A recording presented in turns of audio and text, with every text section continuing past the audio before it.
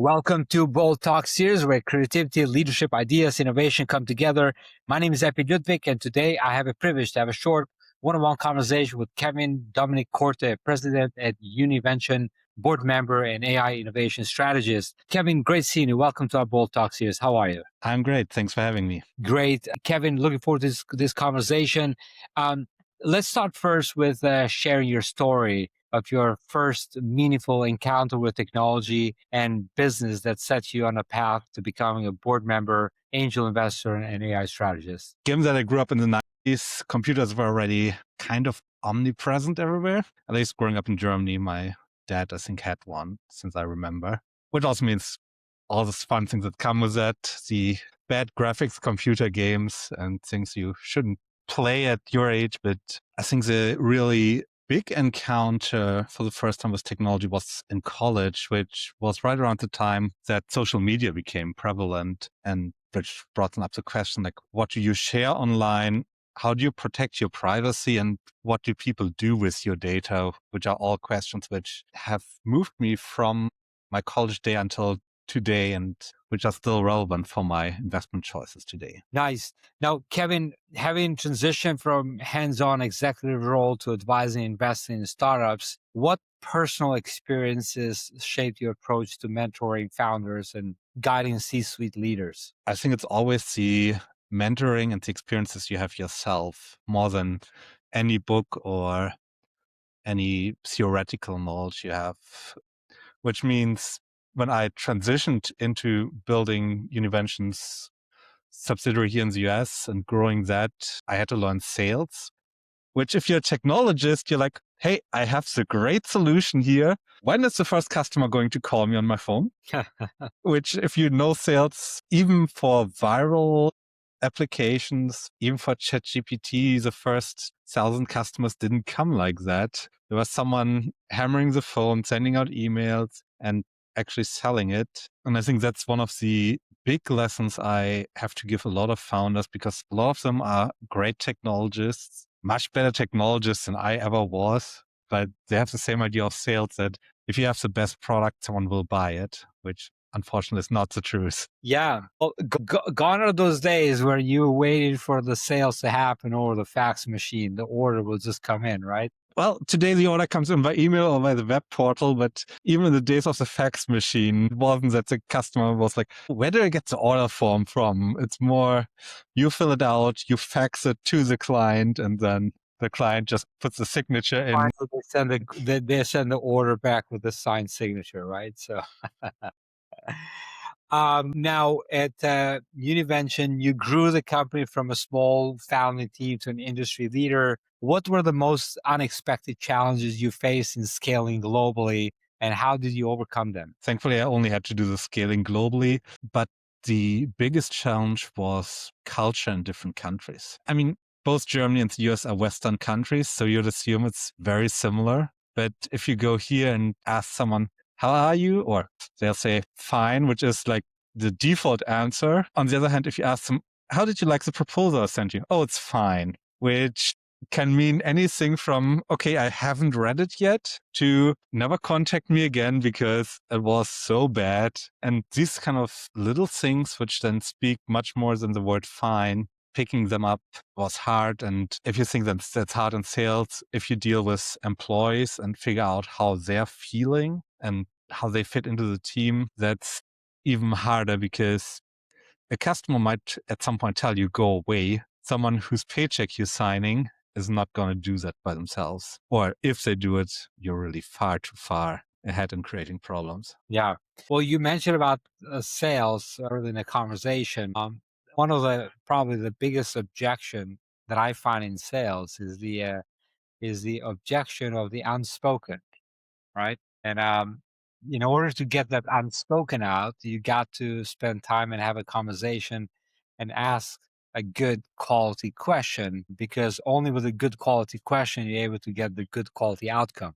And so having an approach that is like the right training, the right information, and leading to the right opportunity, because a lot of times, like, it maybe probably is not a good fit. Is the product is there's no reason that it is going to. So that answer fine, it's such so much unspoken in that fine that you truly have to drill deeper and truly find, is that really fine or is like there's something more? Yeah, you have to drill, and then more crucial for a lot of people also, you have to listen really what the other person is saying and what they're meaning down there. Because if they give us criticism, we don't like criticism. No one likes to be criticized. So it's easy to say he means something different, and then not take whatever problem there are with you, but rather say, okay, I'll take the good things and forget about the bad ones. Yeah. Now, Kevin, you specialize in AI and digital transformation. How do you determine which emerging technologies are worth pursuing versus those that are hype, especially in this day and age, especially when advising multiple startups at once? I think how most of us vote for companies is whether we give them money, which means paying customers, paying prospects, how well they are in their sales cycle. That's often a lot better as an indicator than any technological advancements. And yes, in today's AI day and age, there's everyone can buy code themselves to a startup. And on the other hand, you then have the billion-dollar open AIs, which suck up a huge amount of capital, but don't have a plan to ever become profitable, or at least break even, given that it's a non-profit construction. And kind of finding the sweet spot in between the ones who are like giant but do foundational work versus the ones who never will get a customer. I think that's cutting off these margins and then finding the successful ones. That's the important part. And in a bit, AI makes it easy because there's so many that you can say no to a lot of them without really digging into them. On the other hand, it's then hard to find the gems. Interesting. Do you look for any anti patterns or something that can help you identify immediately that this is the right uh, It's a lot on the people. So if you have a founder who talks about what problems they are solving, if you have a founder who talks about what problems they are facing, that's normally a good indication that you're talking with someone who has at least an idea what's happening, versus if you have someone who talks about technology, about how great something is, that often shows kind of a disconnect between the tech world and and the anyone problem? who's not living in that bubble. Yeah. Now, you coached AI tech founders to become holistic CEOs. What is a memorable coaching moment where your guidance transformed a founder's perspective or approach to leadership? So for most of my founders, I'm working with very young founders. I think the transformational moment in a lot of the relationships is when you guide them to making the first personnel decisions, whether it's hiring someone or on the flip side, letting go of someone. And it's not just because it touches anyone who's in that position to make that call personally, but it's also because I strongly believe it's one of the things you can't take over from them. So you can't tell them, okay, it's very clear you should fire someone. It's very clear that that's the best person you'll ever get for the job. So it's always a very interesting moment to see them realize that they made that call and that they're ready to make the call, and kind of that success, much more than any sales or tech success, making these kind of tough calls, which you don't want to do as a leader. That's, I think, really what's memorable in many cases.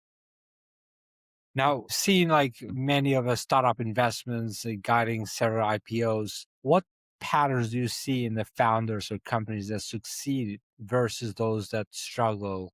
And how do you communicate that insight? I think for a lot of the ones that succeed, it's the willingness to change and the willingness to try again. Because when you start with an idea, or if you start with a problem, a vision, how to solve it, how to make the world a better place, you really don't know whether millions of people share it or whether you're the only one who's running against that wall because you self-constructed a wall in front of you. And founders who acknowledge they're wrong, they acknowledge that they need to change, and who are willing to change based on both their gut feeling and the data, like hearts and minds is, I think, the famous expression there. That's the one who often gets it and who gets going, versus the one who is like, okay, it's my way or the highway, Hmm. which there's no real pattern unless you talk to them. So there's no age, no gender, which determines that kind of mindset. But it's thankfully something you can quickly find out when you talk to people. Yeah. often that arrogance, right? The arrogance, the ignorance, you can see it, and there's egos, right?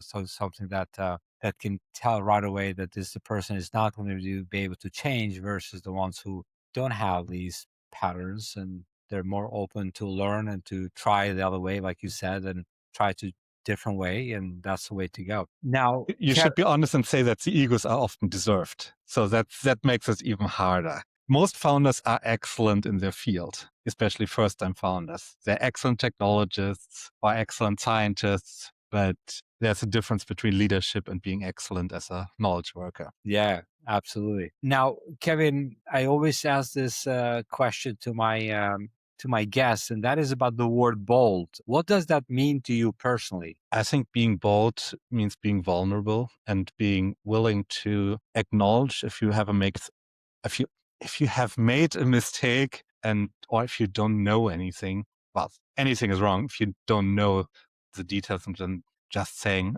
I have to look it up. And I think that's something I learned the first time I was sitting in front of a customer as an IT consultant, just saying, okay, I'll have to phone one of our experts to really get the right answer there. Just this vulnerability takes guts, not to say, oh, I know everything, I'll bullshit my way through it.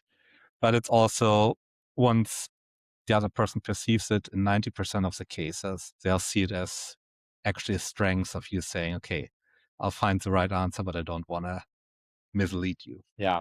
Yeah. Being vulnerable, that's a very good way to put it. Kevin, so great to have you at this Bold Talk series. Looking forward to reconnect again with you. Until that time, take care, be great, and be bold always. Bye bye.